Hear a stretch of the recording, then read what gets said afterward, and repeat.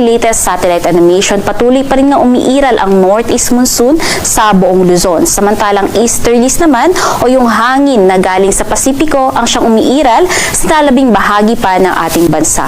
Sa magiging lagay nga ng panahon bukas, asahan nga natin na dito sa may Batanes at Babuyan Islands dahil nga sa patuloy na epekto ng northeast monsoon ay makararanas ng makulimlim na panahon at may kasamang mga pag-ulan.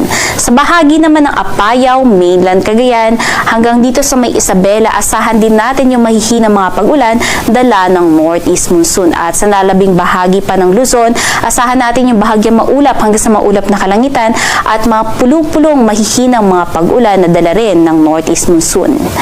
Ang temperatura nga dito sa may northern Luzon nananatiling mababa na kung saan sa may Tuguegarao, maaaring umabot 22 hanggang 28 degrees Celsius, sa may Lawag 24 to 30 degrees Celsius at sa may Baguio City, maaaring umabot 16 to 22 degrees Celsius. Dito naman sa Metro Manila, maaaring umabot 23 to 31 degrees Celsius.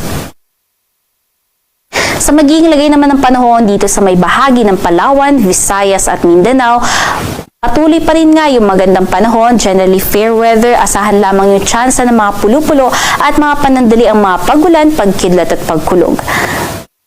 Ang temperatura nga ay magiging pinakamainit nga dito sa may bahagi ng Mindanao, specifically sa may Zamboanga City at Davao na kung saan maaaring umabot hanggang 33 degrees Celsius.